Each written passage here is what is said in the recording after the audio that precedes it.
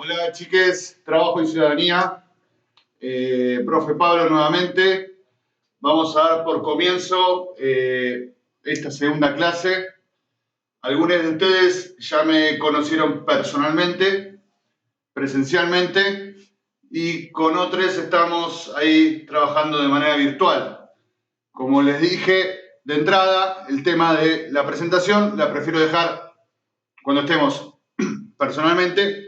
Así que les pido a quienes ya me conocen y a quienes ya me presenté que no me spoileen con sus compañeros, ¿ok? Bien, sin más, vamos a ir de lleno al tratamiento de lo que hoy nos reúne, que es el artículo que se llama Con el sudor de tu frente, de Mariano Fernández Enguita.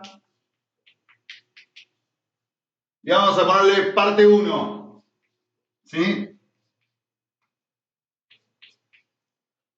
Digamos que vamos a hacer una explicación del artículo hasta la página 8 hacia el final, ¿sí? Ya se los puse ahí en los comentarios en algunas partes. Página 8.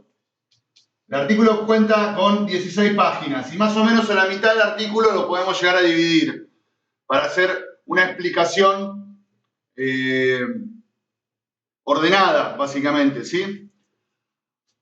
A mí lo que me gustaría, antes de entrar de lleno al artículo, es comentarles algunas cosas para que podamos entender mejor el contexto en el cual yo les comparto esta información, ¿sí? Me gusta hablarles a ustedes de cómo los textos nos llegan, ¿sí? ¿Por qué yo elijo este texto para entregárselos a ustedes y que ustedes se rompan la cabeza tratando de entender qué es lo que está queriendo decir este filósofo español? Bien, este texto es un texto universitario, ¿sí? No tiene nada que ver con la lógica ni el lenguaje secundario o de escuela media. Es un texto que se estudia en las universidades. Yo di con este texto en el año, mediados del año 2018, cuando estaba por empezar una materia de profesorado que se llamaba algo así como Teoría y Políticas Educacionales. Y la profesora, en una materia bastante aburrida a mi criterio, y la profesora nos tiró este texto como diciendo, léanlo si quieren. Y yo lo leí, y me encantó, porque es básicamente la historia del trabajo desde la antigüedad hasta la era moderna, hasta nuestros días, y todo lo que pasó en la historia relativo específicamente al trabajo. Y al final, con el que nos vamos a encontrar cuando tratemos la segunda parte, nos va a develar algo totalmente insólito, pero que es totalmente cierto también. Entonces es importante que podamos entender el artículo, la lógica del artículo y demás. A lo que voy después. Ustedes, les dije el nombre de la materia, Teoría y Políticas Educacionales. Y ustedes me dirán, pero profe, ¿usted qué viene a hacer política? ¿Al aula? ¿Por qué usted estudia políticas en la facultad para ser profesor? Pues bien, porque estamos haciendo política, por supuesto. A ver, tenemos que entender esto, y creo que ustedes ya lo deberían saber, y si no lo saben, quiero que nos tomemos este ratito para entender el término política, porque no estoy hablando de la política que sale en el noticiero, o que sale en la tele, o que sale en la radio, ¿sí? Eso que ellos llaman política es política partidaria o proselitismo político, ¿sí? Yo acá no voy a venir a decirles a ustedes, no, ustedes tienen que votar por este candidato o por esta candidata o tienen que votar por este partido o por el otro partido, ¿sí? Eso no es es una forma de hacer política. La política es mucho más amplia. El término política viene de polis, del griego, que polis en griego antiguo quiere decir ciudad, ¿sí? Todo lo que se hace en la ciudad es política. La política es aquello que es se hace de manera colectiva, ¿sí? Por lo tanto, jugar un partido de fútbol, la forma en que uno juega un partido de fútbol, la estructura, cómo se ponen los jugadores en el campo de juego, es una forma de hacer política, aunque parezca que no. Los cantos de los barra bravas o de los hinchas en una tribuna es política, porque es algo colectivo, ¿sí? La forma en que uno se viste y sale a la calle, o que una se viste y sale a la calle, es una actitud política, porque estamos mostrándonos ante el mundo de una manera. No sería lo mismo si yo como profesor me paro acá con este busito que dice París y una capuchita, que si me vengo con un cuerno acá arriba y con, no sé, tatuajes en la cara y, no sé, con una musculosa. ¿Se entiende cuál es el punto? Hay un mensaje político en todo lo que hacemos como comunidad. Y estando en un aula, estamos haciendo política. Enseñar, educar, aprender, es hacer política. La forma en que se hace eso es una forma política de hacer las cosas. Por eso es necesario entender, cuando decimos política, de qué es lo que estamos hablando. No estamos hablando ni de radicales, ni de peronistas, ni de Macri, ni de nadie. Estamos hablando de las construcciones colectivas que se hacen en ese accionar político. ¿Sí? Por eso se estudia las teorías y políticas educacionales, porque la educación es política, por más que a muchos no les guste. Bien, cerrando este punto, ¿no? Este texto llegó a mí en ese contexto y lo traigo a ustedes, porque ya les digo, es un texto deslumbrante a mi criterio, a nivel teórico, y es un texto que le va a permitir a ustedes empezar a familiarizarse con el lenguaje universitario. ¿Les va a costar? Sí, les va a costar un montón. ¿Por qué? Porque tiene otro lenguaje, tiene otras citas, tiene otra forma de encarar la información. Pero si no lo encaramos ahora, si no tomamos eso ahora, después, el año que viene, cuando vayan a la universidad, va a ser muchísimo más difícil. Entonces, peguémonos con la pera ahora, equivoquémonos ahora, corrijamos ahora, y el año que viene será más fácil. ¿Ok? Bien. Ahora me quiero centrar un poco en la figura de Fernández Enguita, ¿no? Que es el autor del texto. Porque uno, cuando le cae un texto, está bueno saber quién lo está escribiendo, o sea, de qué parte de la biblioteca me están hablando. Qué sé yo. ¿Sí? Fernández Enguita, por lo que yo averigüé, es un filósofo español que habla desde el marxismo. No sé si habrán escuchado la teoría marxista, nosotros algo vamos a ver cuando tratemos la clase del 1 de mayo. Les voy a explicar someramente lo que es la teoría marxista, tampoco es objeto de nuestro estudio, ¿sí? Pero así como estudiamos el capitalismo, estudiamos el marxismo o el socialismo. Digamos que Fernández Enguita tiene una concepción típica del marxismo, que es la dialéctica histórica. ¿Sí? Y que ustedes lo tienen que tener en cuenta esto mientras lean el texto, siempre, porque se van a dar cuenta que esa dialéctica histórica está representada en dicotomías que presenta Fernández Enguita todo el tiempo en el artículo. A lo que voy. O sea, chino básico acabo de decir para ustedes, pero lo voy a explicar. Vamos a borrar un poquito acá para explicar un poco cuál es una parte de la concepción marxista que utiliza este autor para justificar su artículo, ¿no? Estamos hablando de lo que es dialéctica histórica. Ya vamos a ver de qué se trata esto, pero básicamente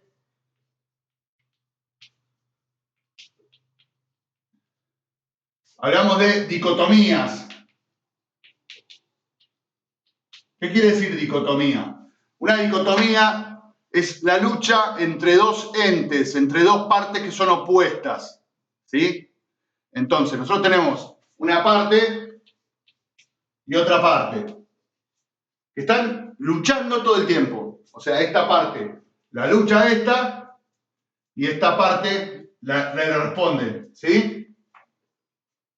Entonces, y la otra después le responde, y así. Es como una pelea constante, para figurarlo, ¿no? Una pelea. Pero no es una pelea de puños, sino es algo social, no artificial, algo invisible, ¿sí? Es una lucha invisible, ¿sí? Son las clases sociales, los opresores y los oprimidos, por decirlo de una manera, ¿sí? Los que la tienen y los que no la tienen. Esas dos cosas. En una parte del texto habla de los poderosos.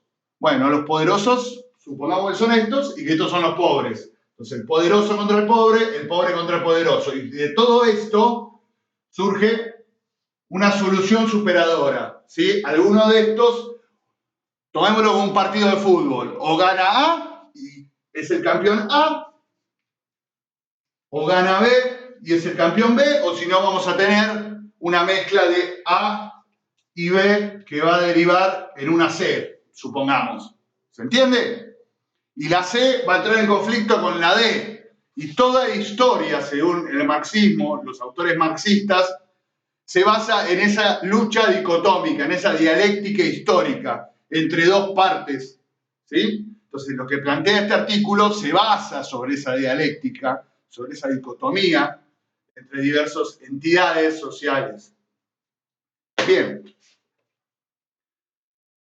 10 minutos haciendo una breve introducción a este tema.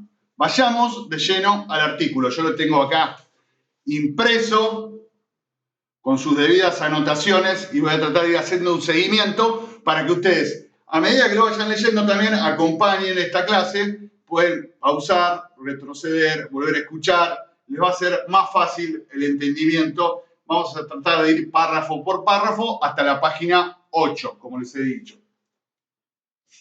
Dispénsenme un momento, que voy a borrar esto. Si es que lo puedo borrar. Bien. Se entendió un poco el tema de la dialéctica y todo este basamento filosófico. Entonces, partamos de lo siguiente, ¿no? Con el sudor de tu frente. Ya llama la atención la primera oración del artículo que dice: concebimos normalmente el trabajo como una actividad regular. Interesante lo que plantea, ya de entrada, como diciendo, ¿qué onda? A ver, si no lo podemos pensar de otra manera el trabajo. Entonces el tipo después, como que va diciendo, claro, o sea, no nos podemos imaginar no estar trabajando 8 horas por día. O en un momento dice, cuando vemos que un dentista capaz que trabaja mediodía, o que un plomero, también, fontanero es plomero, dice, nos sorprendemos. De hecho, yo estoy yendo a la dentista y mi dentista atiende solo a la mañana. Y yo, ¿por qué no atiende a la tarde? A mí me queda más cómodo ir a la tarde, pero no, ella atiende a la mañana. Bueno, es su forma de trabajar. Pero por lo general, nosotros decimos, no podemos tener tiempo libre, no podemos, tenemos que estar trabajando para producir más plata, para tener más ingresos, para tener un mejor estatus social, para poder comprar más cosas. Eso es lo que plantea Enguita en los primeros párrafos, ¿no? Dando ejemplos y demás. Después, en una parte dice que somos incapaces de imaginar el trabajo de otra manera. ¿Existe otra manera de trabajar que no sea 8 horas metido en una oficina? 8 horas metido en un McDonald's? 8 horas metido en un lubricentro? ¿Existe otra manera?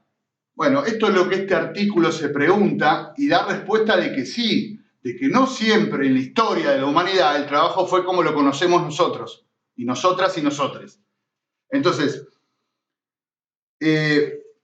después él dice en una parte, en realidad todo esto, esta estructura laboral actual, existe para satisfacer el consumo. O sea, somos seres consumistas y consumimos cosas que quizás no necesitamos, pero para poder consumirlas necesitamos trabajar. Es medio lógico, medio estúpido el planteo, ¿no? Es decir, me tengo que comprar un celular último modelo. ¿Podés vivir sin el celular? Sí, podría. Pero el sistema hace que yo no pueda vivir sin eso. Entonces tengo que conseguir más dinero para poder sostener ese consumo. Después, hacia el final de la página, me resulta interesante, cuando dice que buscamos los trabajos de acuerdo a los ingresos, o sea, cuanto más me paguen es mejor el trabajo. o sea, qué es lo que nos dan a cambio de lo que hacemos.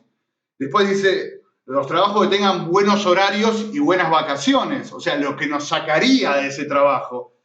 Y después dice, trabajos que también tengan prestigio, o sea, posibilidades de que podamos promocionarnos y ser jefes o ser gerentes o gerentas y demás, y etcétera, dice. Somos como víctimas de nuestro trabajo, básicamente. O sea, lo queremos, pero también escapamos de él. Entonces el tipo dice, paren un poco el carro, porque no siempre en la historia fue así. No siempre el hombre, la mujer trabajaron 8 horas sentado ante una computadora o ante una piedra tallándola. Y acá empieza lo sorprendente. Damos vuelta a la página, página 2. Nos empieza a decir Fernández Enguita que hubo un largo camino para llegar hasta donde estamos ahora. Dice, un proceso de conflictos, y esos conflictos son las dicotomías que yo le decía antes. ¿Sí? Y él se pone a estudiar esos conflictos para ver cómo llegamos hasta acá. Y de eso trata este artículo. Y después dice que reconstruir esos procesos, analizar esos conflictos, ir a la raíz del asunto, no puede sostenerse solamente con la versión de los poderosos. Y acá el tipo saca su bandera marxista como diciendo, yo no me voy a quedar con lo que dicen los libros, yo voy a investigar un poquito, voy a ir a las fuentes históricas, voy a ver qué fue lo que pasó. Ojo, porque la historia la escriben los que ganan, y yo no me puedo quedar con lo que diga el tipo que es dueño de la fábrica. Ojo, ojo con eso, es interesante lo que está planteando acá. Es una posición ante el relato histórico, es decir, yo no me voy a quedar con lo que me dicen, yo quiero saber cuál es la verdad según como yo la interpreto, y eso es lo que está diciendo en este párrafo. En el primer párrafo de la página 2, cuando dice, no puede tener su única ni su primera fuente en los testimonios de los poderosos. El tipo baja a la calle y trata de buscar qué fue lo que pasó en el pasado con el trabajador y la trabajadora. Entonces empiezan a analizar. Se va a los pueblos primitivos, en el siguiente párrafo, y habla sobre los indígenas, sobre los hawaianos, sobre, creo que la gente de África, cazadores y recolectores, y se sorprende y dice, che, pero paren un poco el carro, porque acá estos muchachos y estas muchachas a veces laburaban 4 horas por semana, a veces tenían una semana que trabajaban, otra no trabajaban, y no sé, o sea, como que se manejaban de otras maneras, no era que tenían que estar 8 horas metidos ahí dándole a la piedrita, dándole al fueguito o cazando animales. Capaz que los tipos cazaban una vaca gorda y no trabajaban la pasaban comiendo durante 2 semanas. Y eran todos contentos y felices. Bueno, y sigue. Después habla de la agricultura. Acá, párrafo aparte, tenemos que reconocer que la agricultura es la base de la civilización moderna. Cualquiera que el día de mañana se interese en estudiar historia, lo primero que le van a enseñar en historia es la agricultura es la base de la civilización. ¿Por qué? Porque permitió que los pueblos nómades y de cazadores y recolectores que estaban dando vuelta atrás de los animales, al darse cuenta que sembrando una semillita y sembrando otra y quedarse siempre en el mismo lugar regándola, podían comer. Entonces hicieron una casita, después hicieron otra casita, después hicieron un templo, después hicieron un castillo y así empezamos con todo esto. Las ciudades, básicamente. Las ciudades existen por la agricultura, si no seguiríamos yendo atrás de los mamuts o de los elefantes. Dice que el análisis que hace Fernández Enguita dice que la agricultura se da también por un proceso demográfico. ¿Qué quiere decir un proceso demográfico? Que la población humana empezó a crecer de tal manera que ya no daba para salir a cazar y traer de vuelta porque éramos muchos. Entonces una solución había que encontrar y la solución fue la agricultura. Que la agricultura lo que permite es acumular alimentos sin desperdicio, sin que se pudra. Bueno, se pudre el grano, pero tarda mucho más en pudrirse que un pedazo de carne. Imagínense que no había heladera, no había manera de conservar el frío. ¿Se entiende? Entonces el grano, el trigo, la cebada, el maíz, diferentes tipos de granos se pueden acumular en silos, en contenedores, en lo que fuera, y se pueden alimentar durante meses incluso, con una buena cosecha. Pero sin embargo, dando vuelta a la página, también dice que hay algunos pueblos que, conociendo la agricultura, que permite este tema de manejar mejor el tema de los recursos, dice que algunos pueblos seguían prefiriendo el tema de la caza y de la recolección, porque dicen, no, demasiado complicado, ¿para qué? Si nosotros somos 20, ¿para qué me voy a poner a sembrar? Si mato una vaca y ya está. Bueno. Después, en la página 3, hablas un poco sobre la antropología occidental, o sea, está hablando de la visión que tenemos los modernos sobre estos pueblos, ¿no? Estos pueblos primitivos, entre comillas, que es una dicotomía también, ¿no? Dice, o son, por un lado, se los imagina como trabajar para sobrevivir, básicamente, ¿no? Que cazaban para sobrevivir el día a día, o que por otro lado eran unos haraganes, eran unos vagos, o sea, no tenían ganas de trabajar. Y él dice, bueno, pero no es tan así. Porque los tipos sabían cuáles eran sus necesidades, sabían cuáles eran sus límites y hasta ahí llegaban. Algunos elegían hacer la agricultura y otros seguían en la suya, pescando, cazando y listo. O sea, no iban más allá de lo que necesitaban, o sea, y respetaban también una vida de tranquilidad, de ocio, de pasatiempo, de descanso y demás. La sociedad se estructuró su trabajo de acuerdo a cómo estaba formada, cuántos miembros la constituían, cuáles eran sus expectativas y demás. Entonces, no es que eran ni que vivían el día a día o que eran vagos. No, tenían su estructura laboral, básicamente. Y vuelve al tema de la agricultura, ¿no? Habla de la economía campesina en el tercer párrafo. Dice, a lo que les comentaba antes, que da mayores posibilidades de acumulación y diferenciación social, ¿sí? Porque tiene más tierra, saca más cosecha, tiene más granos, y así empieza a generar un distanciamiento social, ¿no? Diferentes clases sociales comienzan. Es el primitivo núcleo de la diferenciación social. Pero sin embargo, dice que el campesinado sigue conservando ese equilibrio entre el esfuerzo en el trabajo y la satisfacción de la necesidad. O sea, está bien, o sea, hay que laburar un poco más, le está diciendo acá, con la agricultura. Pero sin embargo, cuando el agricultor dice, bueno, hasta acá llego, hasta acá riego, listo, ya está, no quiero más. Es mi tierra y yo con mi tierra hago lo que se me canta. ¿Ok? Y acá, hacia el final de este párrafo, habla sobre una supuesta regla de Chayanov, que dice algo así como que hicieron como un experimento en la Rusia zarista, y dice que, a ver, una familia que son pocos miembros, capaz que trabaja mucho para obtener lo mismo que una familia que tiene muchos miembros, o sea, no importa la cantidad de miembros que tenga la familia, van a hacer la misma productividad. ¿Se entiende? Porque si son pocos, tienen que trabajar muchos. Y si son muchos, tienen que trabajar muchos, pero poco. Pero siempre van a hacer lo mismo. No es que el otro va a sacar más que, porque tenga más hijos, va a poner a trabajar los hijos 8 horas por día y va a sacar más producto. No. Si tienen más hijos, trabajan un poquito menos cada uno y sacan lo mismo, lo que ellos necesitan.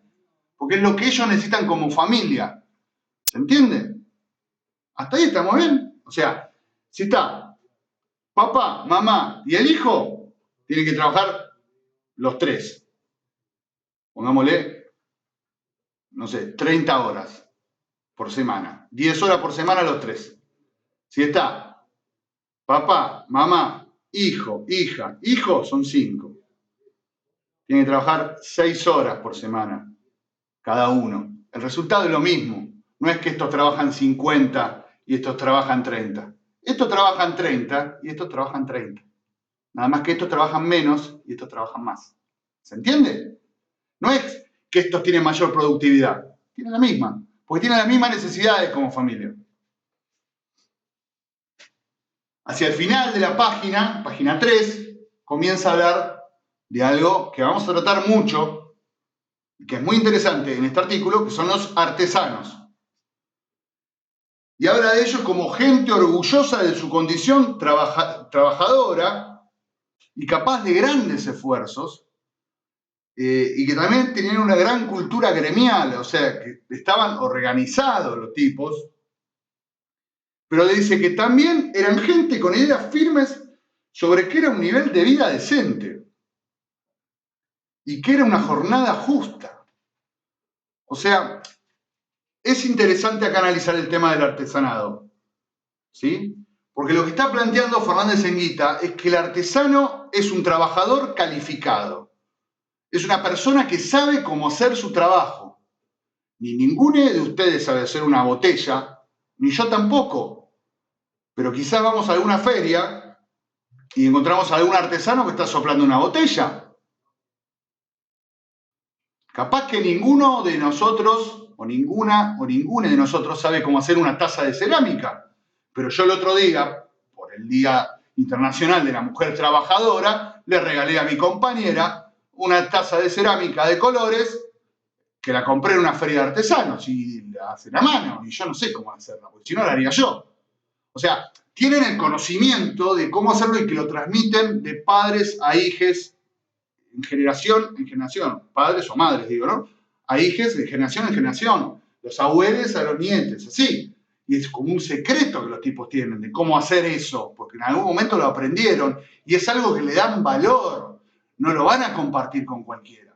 Tengamos en cuenta eso de los artesanos, que saben cómo hacer su trabajo y que no lo comparten con cualquiera. Y que aparte respetan mucho su nivel de vida, pero su nivel de vida no solamente por lo económico, sino por el descanso, por la posibilidad de sociabilizar con otros artesanos, viajar, por ejemplo, ese tipo de cosas. Lo que hoy diríamos son unos hippies, bueno, son hippies, pero, o sea, tienen su modo de vivir. No podrían estar 8 horas metidos adentro de una fábrica. ¿Ok? ¿Hasta ahí estamos? Vamos a la página 4, seguimos hablando un poco de que también el artesano, la artesana, tiene control de su tiempo. Y eso es lo importante en este artículo, el control del tiempo, por un lado, y después vamos a ver el control del cuerpo, por el otro. Esas son las dos cosas importantes de este artículo. El control. ¿Control de qué? Control del tiempo. Y 2, del cuerpo. Que ya hacia la segunda parte del artículo vamos a ver cómo trágicamente el control del cuerpo se vio hacia costados muy violentos. Estoy hablando de control del cuerpo, es que alguien controle tu cuerpo físico para trabajar. Que alguien controle tu tiempo para trabajar. Que alguien te diga cuando vos tenés que hacer las cosas. Miren lo que estamos hablando, ¿no? Empezamos con los hawaianos y los africanos que laburaban 4 horas por semana y estamos hablando de que viene un tercero y nos dice, vos tenés que trabajar en el tiempo que yo te diga y tenés que trabajar en el modo y en la postura en que yo te diga.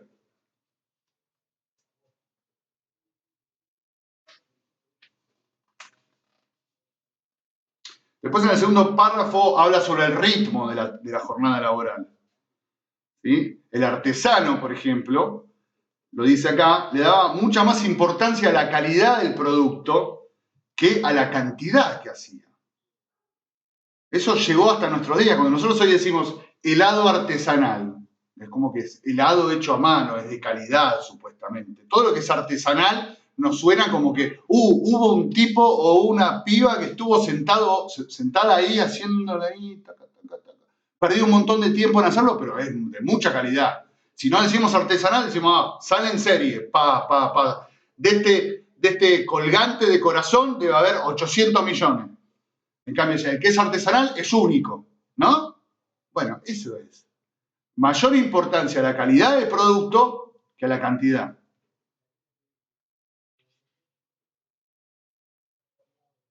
Y acá, hay una cita de Landes, ¿sí? Hacia el final de la página, que habla sobre el nivel de vida que el trabajador artesano o campesino consideraba decente. Más que nada habla de los artesanos acá, ¿no? Y dice que preferiría el ocio, o sea, prefería divertirse o descansar a que sus ingresos fueran superiores. Y es un lindo ejemplo lo que hace acá sobre los días de la semana, que siempre me gusta nombrarlo. Se me está yendo un poco el tiempo, no lo quiero hacer muy largo, pero igual no nos falta mucho. Dice, el sábado se iba de parranda, se iba de borrachera, ¿no? El trabajador artesano. El domingo dormía, básicamente, ¿no? Dormía en la mona. Y también el lunes. El lunes era sagrado. O sea, domingo y lunes no se trabajaba. El martes volvía medio resaca al trabajo. El miércoles entraba en calor. Y el jueves y el viernes le daba con todo para que el sábado le ponga la plata. Y se iba de vuelta de parranda y toda la secuencia de vuelta. Esa era la lógica del trabajador artesano. O el trabajador independiente en la antigüedad, ¿no? O sea, básicamente trabajaba para vivir, o sea, para vivir el fin de semana, para vivir el sábado, el domingo descansar, el lunes descansar y después arrancar. ¿Sí?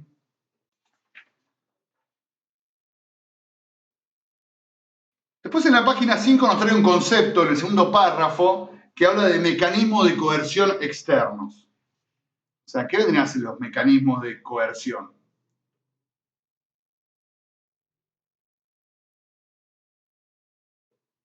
Dice que el artesano y el trabajador por cuenta ajena a domicilio depende de los precios del mercado o de la fuerza de intermediarios.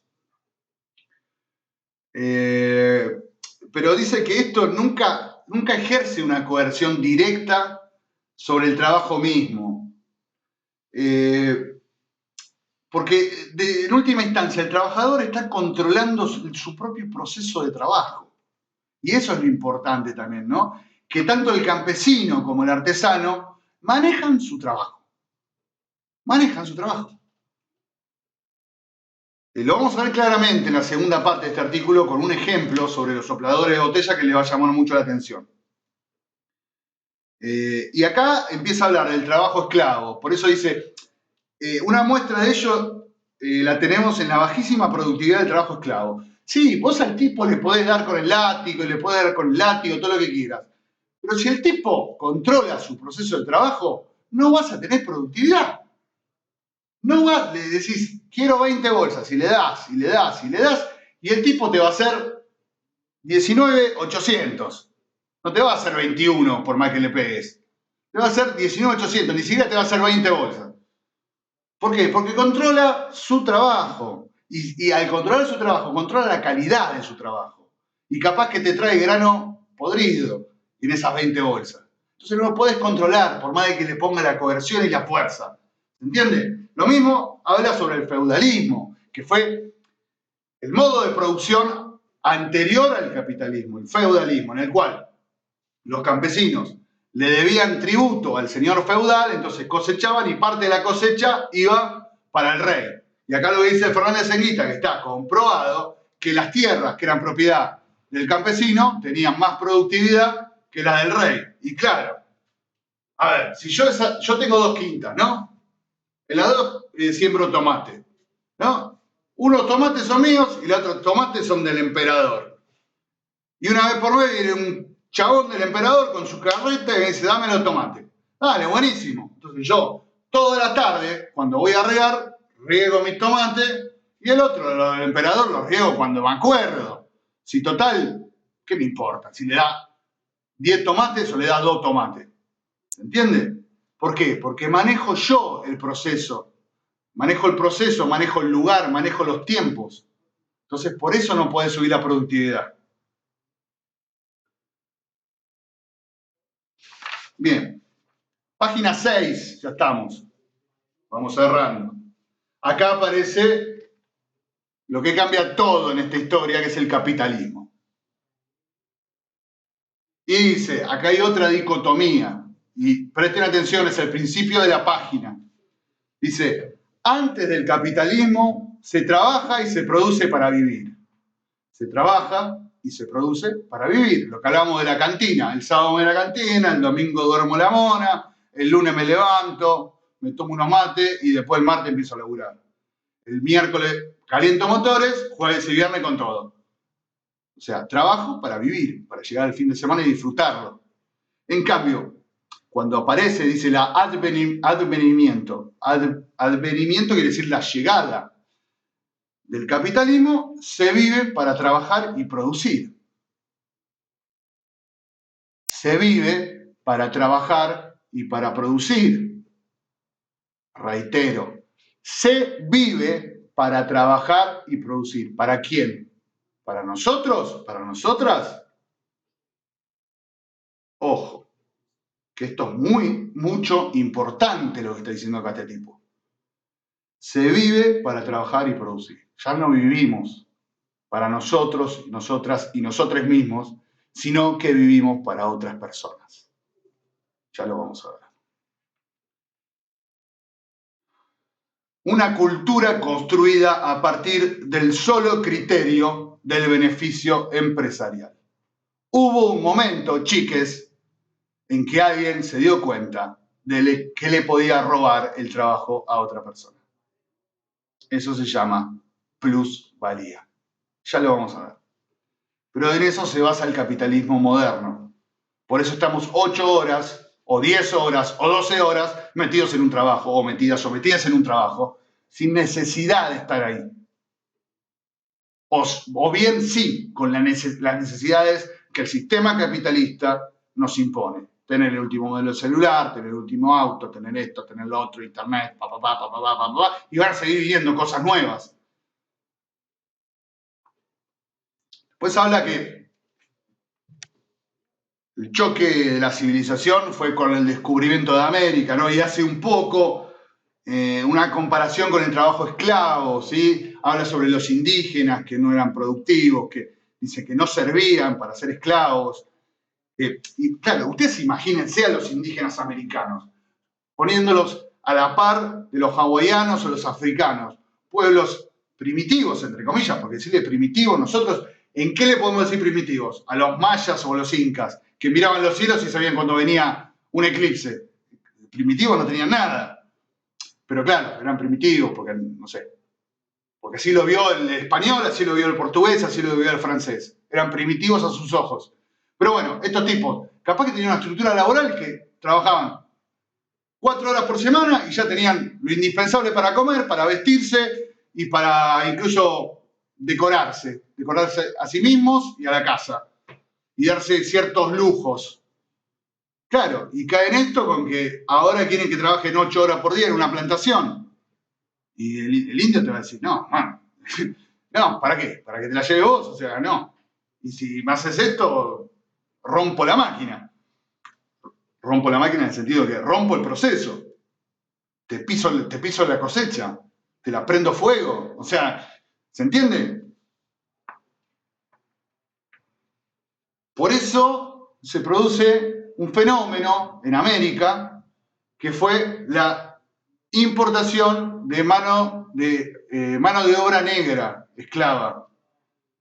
No me quiero meter mucho en ese tema, es un tema muy interesante, pero bueno, ustedes saben que por películas que vemos, hay una comunidad importante de afroamericanos en Estados Unidos, en todo lo que es el Caribe, América Central, en todo lo que es Brasil también, y otras partes de América del Sur.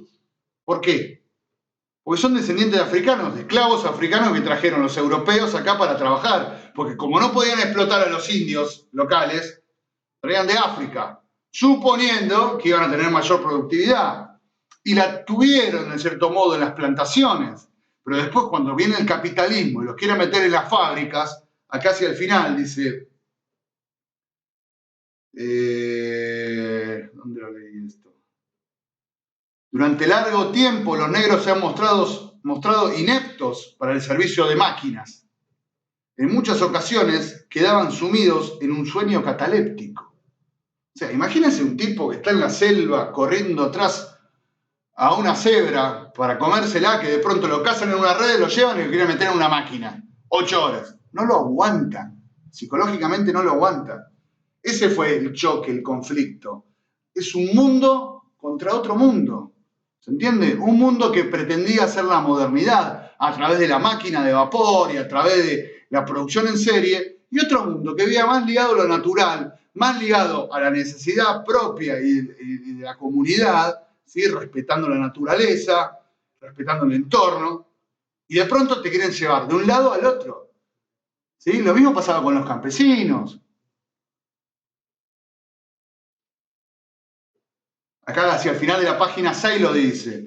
Allá donde la población conserva la posibilidad de subvenir total o parcialmente a sus necesidades por medio de la agricultura, los campesinos, o el artesanado independiente, su paso por la industria suele ser, como comentan compungidos los economistas burgueses del desarrollo, efímero y ocasional. O sea, lo que está diciendo, esta gente no sirve para trabajar en la fábrica. No sirve, porque no está acostumbrada a estar 8 horas laburando. Y aparte no sabe ni lo que es una máquina. Página 7.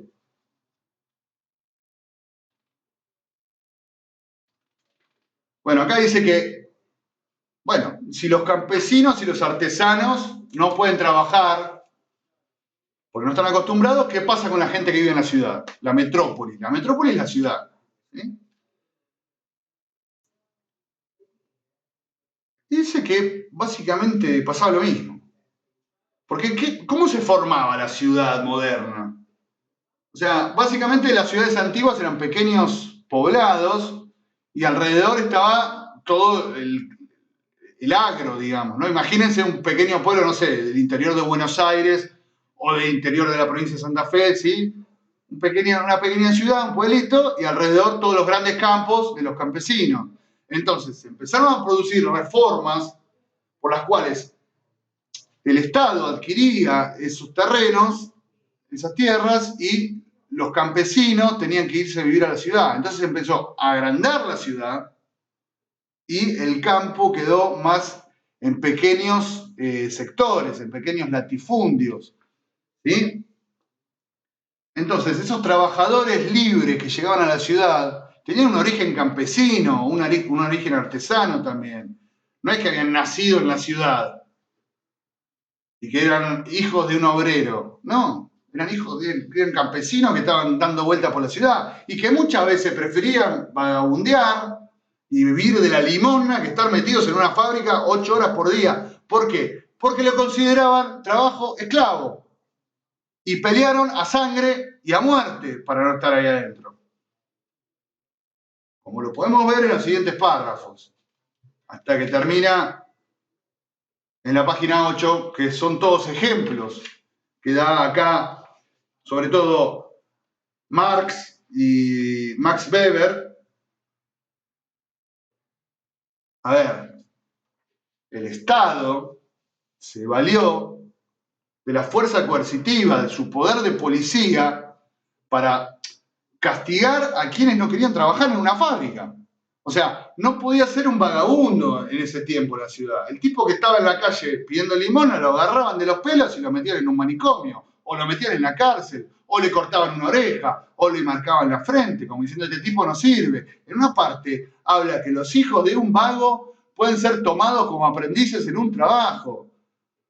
¿Sí? El origen del capitalismo, el origen del trabajo fabril, de la producción en serie, como nos comenta Fernández Enguita, hasta esta parte, tiene un origen esclavizante, en donde el Estado participó, dictando leyes por juzgado de paz, en que se castigaba la vagancia, la haraganería, el estar sin hacer nada, que esa gente ya traía en su propia naturaleza, porque así se lo enseñaron generación tras generación sus antepasados. Lo que estamos asistiendo, chiques, con este relato, hasta esta página, la página 8, es una especie de introducción a la problemática que surgió a la llegada del capitalismo. ¿Sí? Nadie quería ser parte de la fábrica 8 horas por día. En la segunda parte que vamos a tratar, la clase que viene, la clase que viene no, la otra, vamos a ver cómo se resolvió esto y cómo se sigue resolviendo en la actualidad. Y si prestan atención, se le va a poner la piel de gallina. Léanlo entero ahora, si no lo leyeron. Los que leyeron hasta la página 8, los que leyeron hasta la página 8, les falta leer hasta la página 16. Y si no, encárenlo todo. Igual van a tener tiempo porque la próxima clase seguramente la voy a hacer el 24 de marzo.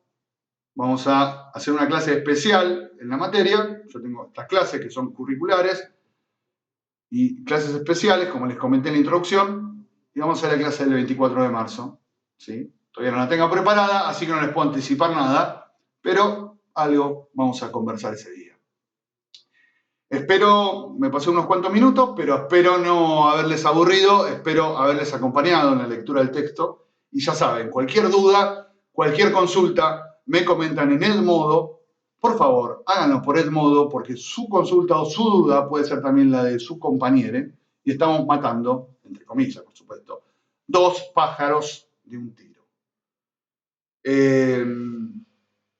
De mi parte nada más, espero que hayan disfrutado la clase, que hayan aprendido algo nuevo, que surjan preguntas nuevas. Si quieren abrir un debate en Edmodo, lo podemos hacer. Es una herramienta que nos permite hacer eso, así que les invito a reflexionar sobre lo que vimos hoy y a tomar posición ideológica, política, porque esto es hacer política, debatir sobre la historia, sobre cómo fue la historia, es hacer política. Y no estamos hablando de partidos políticos, como ustedes ven. Chiques, les deseo un buen fin de semana, porque mañana no nos vamos a ver. Y estoy yo disponible 24/7 en Edmodo. Mientras esté despierte, les voy a contestar. Así que pregunta, contesta. Opinión, opino. ¿Sí? Quiero participación en la clase virtual, como la tienen en las clases presenciales. Solamente así vamos a poder hacer algo positivo de esta materia. Chiques, hasta la próxima.